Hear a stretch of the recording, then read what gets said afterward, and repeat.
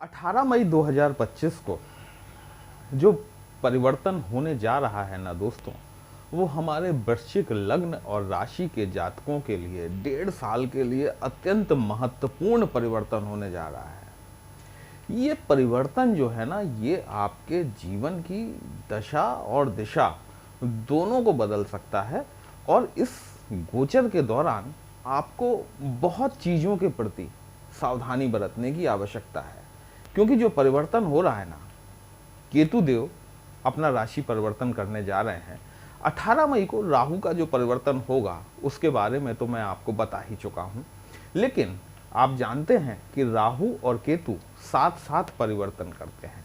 जब राहु देव आपके चतुर्थ भाव में आएंगे, वहीं केतु देव आपकी पत्रिका के दशम भाव में गोचर करेंगे।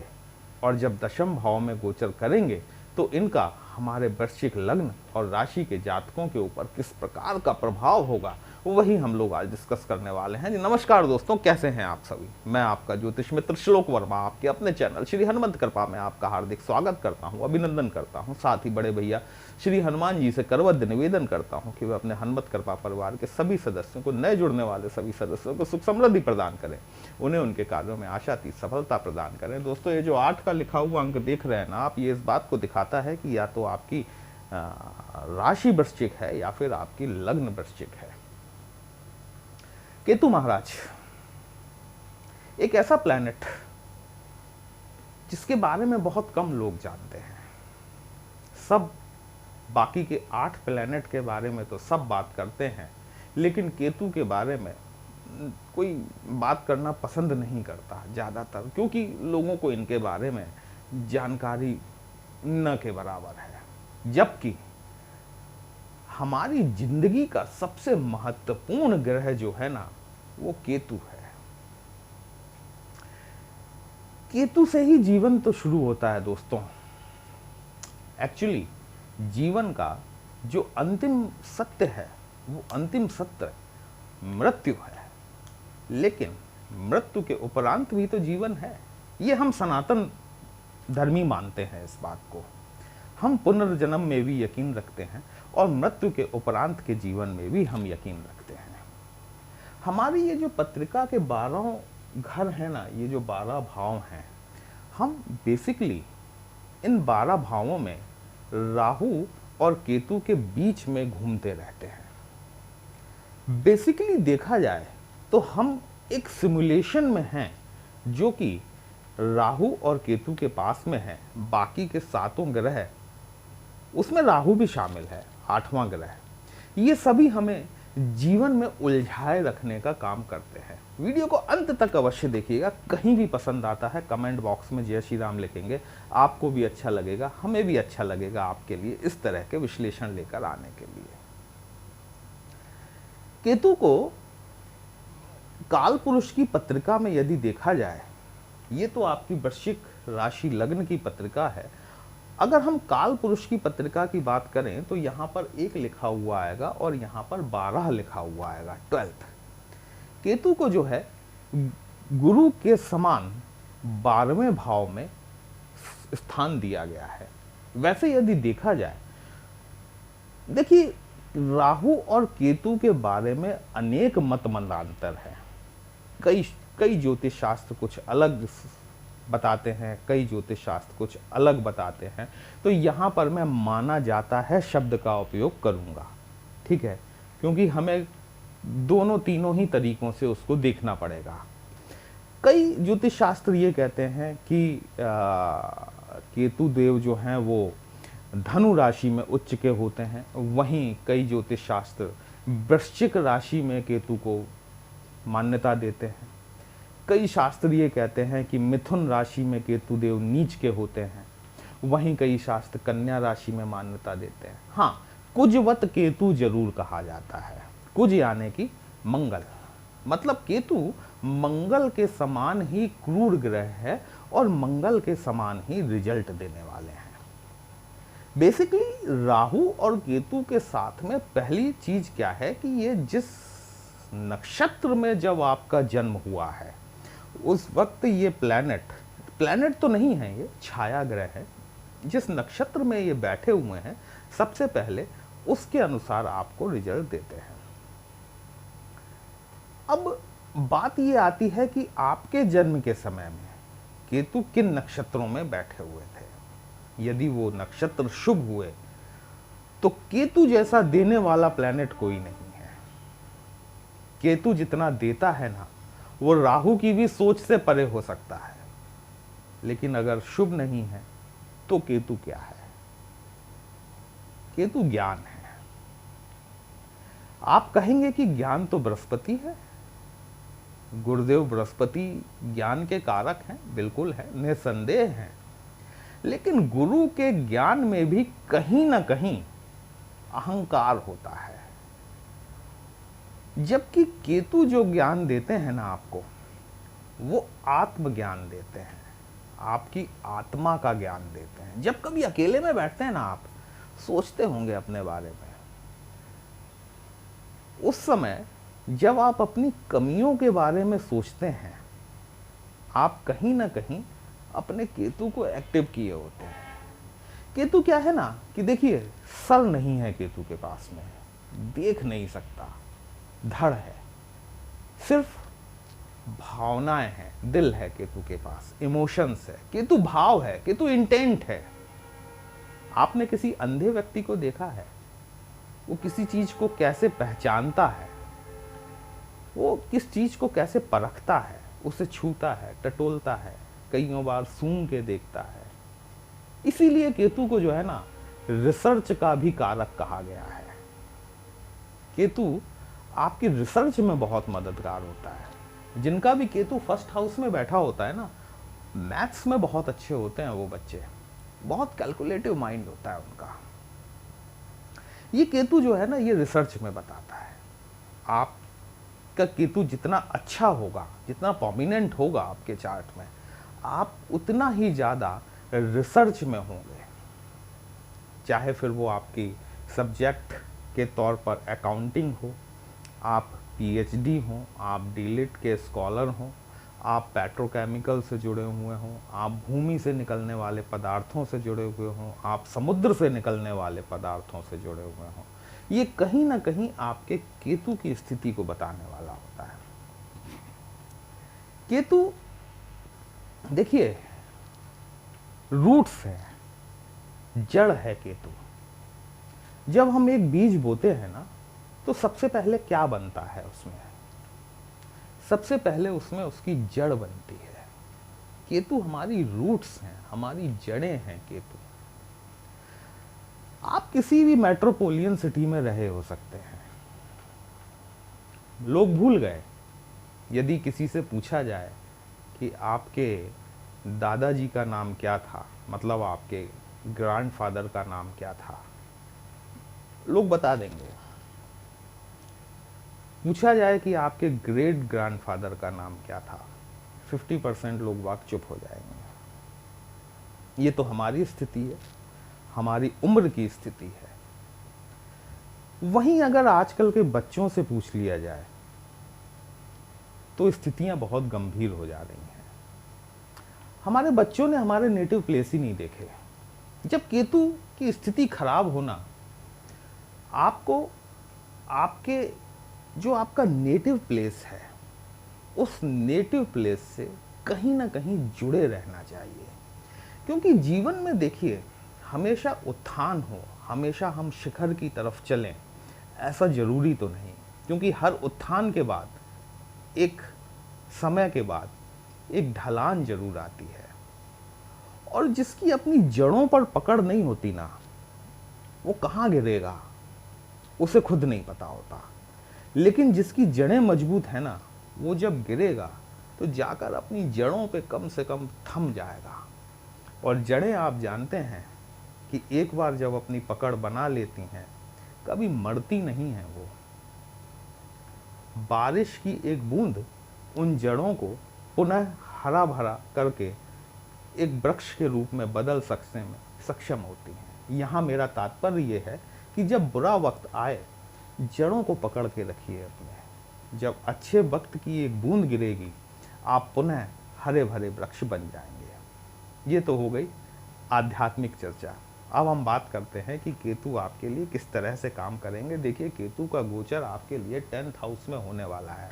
बहुत महत्वपूर्ण ट्रांजिट है। दिमाग को बिल्कुल कंट्रोल में रखिएगा अगले आने वाले 1.5 साल के लिए। यदि आप किसी धनु राशि वाले को जानते हो अपने परिचय में, उनसे एक बार पूछ लीजिएगा कि उनके साथ में इस 30 अक्टूबर 2023 से लेकर वर्तमान परिस्थितियों में उनके कार्यालय के क्षेत्र में उनके साथ में क्या क्या हुआ, वो आपको सब बता देंगे।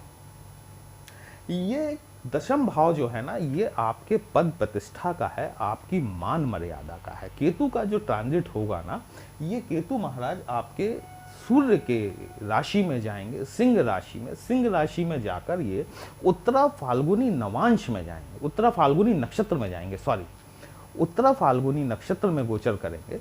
और उत्तरा फाल्गुनी नक्षत्र में जब ये जाएंगे तो इनका नवांश जो होगा ये धनु नवांश का होगा। आपकी पत्रिका में 2nd हाउस के स्वामी बनते हैं। धनु राशि आपकी पत्रिका में 2nd हाउस में आती है। गुरुदेव बृहस्पति की राशि है, गुरु और केतु का संयोजन है आपस में। लेकिन केतु का एक अपना कारकत्व है। देखिए, केतु का कारकत्व है डिटैचमेंट। केतु चीजों को अलग करने का कार्य करते हैं। इन 12 भावों में केतु महाराज घूमते रहते हैं और जिन जिन भावों से गुजरते हैं उस भाव से रिलेटेड वस्तु स्थिति का अनुभव आपको ये कराते जाते हैं। ये बात और है कि आप उन्हें भूलते जाते हैं। जैसे अभी केतु आपके 11th हाउस में ट्रांजिट कर रहे हैं 18 मई तक। इस भाव से संबंधित बड़े भाई का भाव होता है, ये लाभ का भाव होता है, इच्छा पूर्ति का भाव होता है, एकादश भाव कहलाता है। आपके बड़े चाचा ताऊ को भी ये हाउस रिप्रेजेंट करता है। अब जब केतु का ट्रांजिट इस हाउस में होगा ना, तो इस हाउस से संबंधित जो पीड़ा आपने इन 1.5 साल में झेली है उसे आप भूल जाएंगे, क्योंकि आप पुनः जीवन की उसी भागदौड़ में उलझ जाएंगे और नए क्षेत्र में, नए कर्म क्षेत्र में आप अग्रसर होंगे। तो नया कर्म क्षेत्र जो है अब केतु महाराज का आपका पद है, आपकी प्रतिष्ठा है, आपका जॉब है। 10वां भाव आपके पिताजी को भी रिप्रेजेंट करता है। कहीं ना कहीं अगले 1.5 वर्ष के दौरान आपको अपनी नौकरी को बचाकर रखने की आवश्यकता रहेगी। पहली चीज तो केतु महाराज आप मेंटली प्रिपेयर हो जाइए कि केतु महाराज आपको ट्रांसफर कराने वाले हैं, आपका स्थानांतरण कराने वाले हैं, आपका जॉब स्विच कराने वाले हैं। ये कंडीशन तो आपके साथ होकर रहेगी, लिख लीजिए आप इस बात को। चौथे घर में चूंकि राहु बैठे हुए हैं ना, ये आपको एक इल्यूजन देंगे, एक कंफ्यूजन की स्थिति क्रिएट करेंगे। कईयों बार आपको ये लगेगा मेरे ऑफिस में मेरे मुकाबले कोई है ही नहीं, जितना काम मैं करता हूं ना शायद कोई कर भी नहीं सकता। ये जो ऑफिस है ये मेरी दम पर चल रहा है। जो सैलरी मैं डिजर्व करता हूं ना, दे ही नहीं सकते ये लोग। इससे अच्छा तो मैं कोई दूसरी जॉब पकड़ लूं या फिर मैं कोई बिजनेस क्यों नहीं शुरू कर लूं। 1 लाख लगाऊंगा, 5 लाख कमाऊंगा। ये आपके राहु महाराज करेंगे चौथे भाव में बैठकर, याद रखिएगा इस बात को। और यदि आप राहु के भ्रम में आके नौकरी छोड़ बैठे, 1.5 साल के लिए आप परेशान हो जाएंगे। केतु की एक दृष्टि आपके धन भाव पर पड़ेगी, धन का क्षेत्र आपका पीड़ित होगा। पिता के स्वास्थ्य में आपको बहुत ज़्यादा सावधानी बरतने की आवश्यकता है। 18 मई 2025 से लेकर दिसंबर 2026 तक का जो पीरियड है ना, ये आपको धन के क्षेत्र में, आपके जॉब के क्षेत्र में, आपके पिता के स्वास्थ्य के क्षेत्र में, ये तीनों क्षेत्रों में आपको दिक्कत देने वाला हो सकता है। यहाँ पर विशेष सावधानी बरतने की आपको आवश्यकता है। चौथे घर में तो राहु महाराज बैठे हुए हैं, तो यहाँ पे तो इनका अपना कारकत्व है, जिनके बारे में मैं आपको आपकी राशि से संबंधित पहले वीडियो में मैं आपको बता चुका हूँ। केतु की 9वीं दृष्टि जो है ये आपके 6वें घर पर पड़ेगी, रोग, ऋण और शत्रुओं से संबंधित होता है। यदि कोई केतु यहाँ पर जो है ना कि किसी सर्जरी को भी रिप्रेजेंट करते हैं। यदि कई समय से, पिछले कुछ समय से आप किसी सर्जरी कराने के बारे में सोच रहे थे, लोअर एब्डोमेन से रिलेटेड आपको कोई प्रॉब्लम थी, ये टाइम आप देखेंगे कि आपकी वो सर्जरी जो है वो सक्सेसफुली हो जाएगी। केतु क्या है ना, ये लोअर वेस्ट, हमारे कमर से नीचे का हिस्सा। केतु हमारे जेनेटाइल पार्ट्स को भी रिप्रेजेंट करता है। केतु यदि खराब स्थिति में हो तो कहीं ना कहीं आदमी को स्किन प्रॉब्लम्स होती हैं, जैसे कि एक्जिमा हो जाना, खुजली की समस्या, या फिर हमारे जेनेटाइल पार्ट्स में प्रॉब्लम आ जाना। केतु हमारे स्पाइन को भी रिप्रेजेंट करता है, रीढ़ की हड्डी को। ठीक है, यहाँ पर केतु जो है कि कुछ ना कुछ इन 1.5 सालों में आपको समस्या देखने के लिए मिल सकती है, जब केतु आपके 10th हाउस में गोचर करेंगे। हाँ, केतु आपके ऋण, देखिए कोई प्लैनेट है वो डिटैचमेंट करा रहा है, तो स्वाभाविक सी बात है कि आपके ऋण के क्षेत्र में आपका डिटैचमेंट करा देगा, आपका शत्रुओं के क्षेत्र में आपका डिटैचमेंट करा देगा, है ना। तो यहाँ पर जो विशेष सावधानियां जहाँ आपको बरतनी है, वो विशेष सावधानियां आपको आपके कर्म क्षेत्र में बदल रखनी चाहिए कि किसी भी प्रकार के राहु के इल्यूजन में आने से पहले 10 बार सोचें। कम से कम अपनी नौकरी छोड़ने से पहले 10 बार सोचें कि क्या ये नौकरी छोड़ना उचित रहेगा, क्योंकि अगर आपने नौकरी छोड़ दी तो आप यकीन मान के चलिएगा कि अगले 1.5 साल तक आप जॉब के लिए और आर्थिक क्षेत्र, दोनों ही क्षेत्रों में आपको समस्या देखने के लिए मिलने वाली है। और यदि आपने नौकरी छोड़ दी तो फिर यहाँ पर ऋण की समस्या भी आपके लिए बढ़ सकती है। इस बात को आपको ध्यान रखना चाहिए। अब मान लीजिए कि केतु आपका खराब है, आप कंफर्म्ड हैं कि आपकी पत्रिका में केतु की स्थिति शुभ नहीं है, आप क्या कर सकते हैं? ओम केम केतवाय नमः सबसे आसान सा मंत्र है। शनिवार के दिन से प्रतिदिन 108 बार संध्या समय रुद्राक्ष की माला से या तुलसी की माला से आपको इसका जाप करना चाहिए, और ये नियमित करना चाहिए। आप शनिवार के शनिवार करके केतु महाराज पर कोई एहसान नहीं करेंगे, क्योंकि लोग पूछते हैं कि सर सैटरडे टू सैटरडे करना है क्या? नहीं भाई साहब, ये आपको रोज करना है। ठीक है। दूसरी चीज ये कि एक 100-150 रुपए का उपाय है, लेकिन ये तब करना है जब आप कंफर्म्ड हों कि आपकी पत्रिका में केतु की स्थिति शुभ नहीं है, क्योंकि कई बार जो है ना, हम कंफर्म नहीं होते और प्लैनेट का उपाय कर बैठते हैं। ऐसा नहीं करना चाहिए। आपको एक ब्लैक एंड वाइट चेक का जो कपड़ा आता है ना, जिसपे कि ब्लैक एंड वाइट के चेक्स बने रहते हैं, 1 मीटर कपड़ा ले लीजिएगा, उसके छोटे छोटे रुमाल बनवा लीजिए। एक नॉर्मल जो हैंकी का साइज होता है रुमाल का, वो एक रुमाल बनवा लीजिए, जितने बन जाएं उसमें। और यदि और भी आपको करने का मन हो तो आप और भी ले सकते हैं। सैटरडे टू सैटरडे एक रुमाल जाकर हनुमान जी के चरणों में शनिवार के दिन अर्पित कर दीजिए। निवेदन करिए कि प्रभु मेरे केतु ग्रह की शांति के लिए है। 5 शनिवार ऐसा करके देखिए आप दोस्तों, सिर्फ 5 शनिवार। यदि आप केतु की पीड़ा से परेशान है ना, तो कहीं ना कहीं आपको ये देखने के लिए जरूर मिलेगा कि केतु जन्य पीड़ा में आपको कमी देखने के लिए मिलेगी। स्ट्रीट डॉग्स की सेवा कीजिए, कुत्तों को, खासकर विशेषकर जो काले और सफेद रंग के या फिर दुरंगे रंग के कुत्ते हैं। इसमें यह नहीं देखिएगा कि कुत्ता मेल या फीमेल, ठीक है, जो भी मिले आपको उसकी सेवा कीजिए, नियम बना लीजिए इसे। केतु हमारा पुत्र भी होता है। जितना आपका केतु अच्छा होगा ना, उतना आपका पुत्र अच्छा होगा। अपने केतु को अच्छा करने के लिए इससे बढ़िया रीजन में और कोई नहीं दे सकता आपको, क्योंकि जितना अच्छा आपका केतु होगा उतना अच्छा आपका पुत्र होगा। तो केतु को जितना अच्छा करेंगे आप, उतना आपके लिए जीवन में सुखमय होगा। वीडियो कहीं भी अच्छा लगा हो, अपने इस चैनल को लाइक, शेयर और सब्सक्राइब जरूर कर लीजिएगा। यदि हमसे पत्रिका का विश्लेषण कराना चाहते हैं, हमारा व्हाट्सएप नंबर थंबनेल में दिया गया है। पर्सनल कंसल्टेशन पेड होता है दोस्तों, एक छोटी सी फीस आपको पे करनी होती है। आपकी समस्या का उचित समाधान हमारे द्वारा करने का प्रयास जरूर किया जाता है। चलिए फिर मिलते हैं, तब तक के लिए जय श्री राम।